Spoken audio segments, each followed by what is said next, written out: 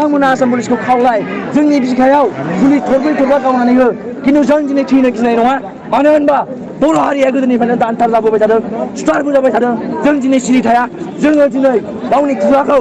आसाम पुलिसजों गोलाव हिनजावफोरनि हाबाफारि सामलायदों बे समाव मा फोरमायगोन जों बेखौ फोरमायनो सानदों जोङो फैबाय थानाय समाव जों नुनो मोनदों जोंनि बर' हारिनि जे समस्या जों नुनो मोनगासिनो दं आरो जे बर' हारिनि थासारि बिटिआर हालामनि बे थासारिखौ जों बिराद गिदिंनाय नुदों मानो होनबा दिनैसिमबो जोंनि बर' हारिनि गेजेराव मोनथाम सुक्ति जाबाय जे गोदोनिफ्रायनो आन्दलन खालामै बिएसि सुक्ति जाबाय बिटिसि सुक्ति जाबाय आरो नै दाख्लैसो बावाखै बिटिआर सुक्ति जाबाय आरो बे बिटिआर सुक्तिखौ जोङो मिथिनो मोनदों जे बियो मोनसे बड' पिस एकर्ड आरो बे बड' पिस एकर्डखौ जेब्ला खालामदों बेवहाय जोंना गोबां सिगनेटरिसफोर दंमोन जोंनि एनडिएफबिनि जाय सिगनेटरिसफोर दंमोन जोंनि प्राइम मिनिस्टार अफ इन्डिया फैदोंमोन डक्टर नरेन्द्र मदि आरो दिनै जोंनाहाय हेमन्त बिश्व शर्मा सारमोन फैदोंमोन बिसोरो जोंनो फोरमायलांदोंमोन जे बिटिआर हालामाव बिटिसि सुक्ति जानायनि उनावहाय आरो माब्लाबाबो रावबो पुलिसनि गुलिजों सिखार जानाय नङा रावबो दानथारलाय सुथारलाय जानाय नङा दिनैनिफ्राय बिसोरो मोनसे स्प्रेड खालामना होबाय जे वी आर इन पिस नाथाय जोङो नुनो मोनदों एकर्ड जालांनायनि उनावबो बड' पिस एकर्ड जालांनायनि उनावबो दिनै जोंनि बर' हारिखौ दावसा अमाफोरबायदि गावथारगासिनो दङ आसाम पुलिसा दिनैसिमबो जोंनि बर' सेंग्राफोरखौ गोसोबायदि जेरै जों गोदोनिफ्रायनो खोनानो मोनदों दाखालिबो बिथां जोंसार मुसाहारि आरो बिनि लोगो जनक कुमार ब्रह्मखौ जोङो मिथिनाय बायदिबा बिथांमोननि न'नि आरो गामिनि जे आरो निउसनि गेजेरजों जों मिथिदों जे बिथांमोनखौ फेक एनकाउन्टार खालामनाय जादों आरो बे फेक एनकाउन्टारनि थाखायनो दिनै जोङो दुखु नांदों दाखालि जेब्ला जोङो बिथां जोंसार मुसाहारिनि न'आवहाय जेब्ला जों बिनि गोथै सहखौ लामायाव दैथायनो थांदोंमोन बे समाव जोङो दुखु नांनाय मोनदों लामायाव दैथायनाय समावहाय जोंखौ आसाम पुलिसा लामायाव होबथादों आरो आङो आसाम पुलिसनिसिम आरो बिटिआर सरकार आरो जोंनि आसाम सरकारनिसिम आङो मोनसे कुइसन सोंनो सानदों जे नोंथांमोनहा बिटिआर सुक्ति बर' पिस एकर्ड जानायनि उनावबो दिनै मानो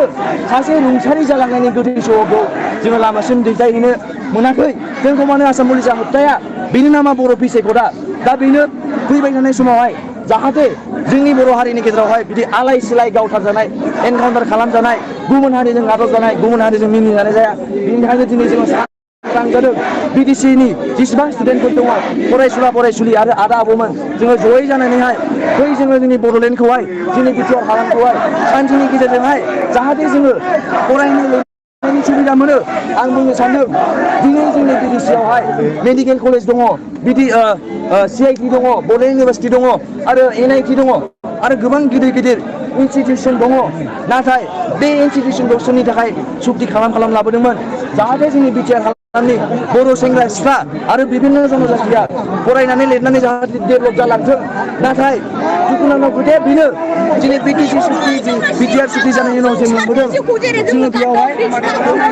सुबिदाखौ मोननाय नङा जुदि जोंनि बिटिआर हालामाव दानगार सुदार जाबाय थायोबा जोंनि बेफोर इउनिभारसिटि बे इनस्टिटिउसन दङ बेवहाय जोङो फरायनो खाबु मोननाय नङा आरो गुबुन हारियाबो सानगोन जे बर'फोरा जोङो बर' हारिया खौसेयै जाखांनांगोन जोङो जुदि खौसेयै मोनसे सिमांखौनो नुयोबा मोनसे खोथाखौनो सानोबा आरो जोङो मोनसे थांखिजोंनो जुदि जोङो सोलियोबा निस्सय जोंनि हारियाव गुलाय गुजाय जानाय नङा जोङो बयबो जयैनो जोंनि बर' हारिनि न्याय अन्याय जायोबा जोङो जयैनो फाइट खालामनो आरो लास्टलि आं बुंनो आखायाव लाबावदों जोंनि बर' हारियावहाय दिनैहाय गोबां गिदिर गिदिर नेताफोर दङ जोंनि हाग्रामा महिला बिसार दङ जाय बिटिसिखौहाय 17 बोसोर सामलायलांदों दिनैहाय जोंना दुलाराय बर' फरायसा आफादनि एक्स प्रेसिडेन्ट बिथां प्रमद बर' सार दङ बिथाङाबो दुलाराय बर' फरायसा आफादावनो बिथाङा हारिखौ दैदेनबोदोंमोन जोंनि हारिनि थाखाय गोबां मोजां मोजां खामानि मावबोदों जास्टिस बिबोदों सोरखौबा जिनाहारि खालामदोंबा बिनि साजाखौ दिनै होदोंमोन नाथाय जोङो दिनै दुखुथ' जे जोंनि जे दुलाराय बर' फरायसाफोरनि प्रेजेन्ट प्रेसिडेन्ट दिपेन बर' सार बिथाङा दिनै मानो जेबो एक्सन लाया बेखायनो आं खावलायनो सानदों बिथां प्रमद बर' सारा दिनैहाय मानो दिपेन बर' सारखौ गाइडलाइन होआखै मानो बिथांखौहाय दावसा मावरियाफोर बायदि खालामनानै मानो आन्दायहोनानै दङ बिथाङा बर' हारिनि समाजखौ फोसाबनायनि थाखाय बिथाङा ओंखारबोनांगौ जेरै जों बर' फरायसाफोरा दिनै लामायावहाय हानजा सुरै सुरै ओंखारबोदों बेबायदिनो जोंनि दुलाराय बर' फरायसा आफाद जाय जोंनि बर' हारिनि सिनस्रि चिरेंनि जोंनि बर' हारिखौ बासायनांगौ आरो गुबुन हारि आरो जोंनि आसाम पुलिसनि फोलेरफोरखौ बासायनांगौ। जों बर'सो, जों सैमा अमा दाउसा मावरिया नङा, जोंना राव हारिमु दङ। ओंखायनो जोङो फै बर' रायजो राजा आदा आब' आंनि आंगो लोगोफोर जोङो जयैनो खौसे जानानै आरो फिन खेबसेबाव जोंनि बिटिआर हालामखौ आलो गोजोनै जाहाथे जोङो रायजो जालांनायनि गेजेरजोंहाय आरो जोंनि समायना रमायना जाहाथे जोङो परिबेस लाबोनो हायो बेखौनो आं खावलायनो आखायाव लादों। नोंथांमोननि जिथु बे जिपिआव नोंथांमोना बे मेजिस्ट्रेट बे नोंथांमोननि जिपिखौ फोरमायदों इनायै बुथारजानायखौ बिथाङा नोंथांमोननो मा रेसपन्स होदों? बिथांमोनहा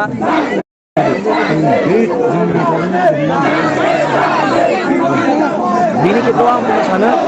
जोङो जेसे हायो इसिबां थाबैनो बिजिरनाय नांगौ। मानो होनबा दाख्लैसो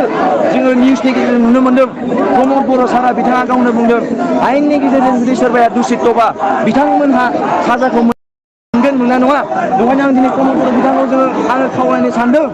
जोंनि गासिबो बर' फरायसानि जानानैहाय जे नोंथाङा जेसे हायो एसे थाब एक्सन लानांगौ आरो एक्सन लायाबा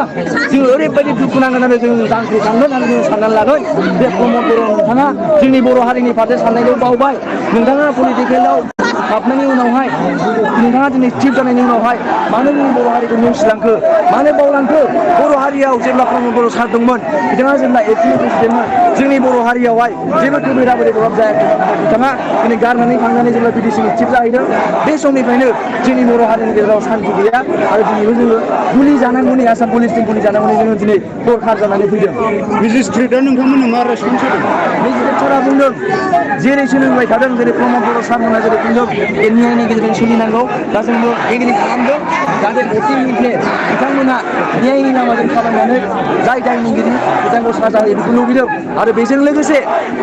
जाय दायनिगिरि बिथाङा जुदि थारैनो दायनिगिरि मोनब्ला बिथांखौ सासपेन्डल' नङा बिथांखौ फासिबो होनांगौ। मानो होनबा बियो जोंनि बर' लाइमोन सानै सेंग्राखौहाय जाय एक्सननि बे आदामोन बिथांमोना बर' हारिनि थाखाय नांबोदोंमोन। हाग्रायाव थाङै थाङै गावनि जानाय लोंनाय बिसि फिसा बिमा बिफाखौ गारनानै बर' हारिया जाहाथे जौगाहोनो होननानै बिथांमोना हाग्रायाव थायै थायै संग्राम खालामदोंमोन। संग्राम खालामनायनि उनावहाय दिनै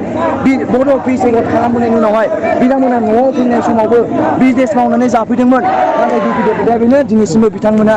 आसाम पुलिसनि गुलिनि शिकार जानांबाय। जास्टिस मोनाबा नोंथांमोना मा खालामगोन? जास्टिस मोनाबा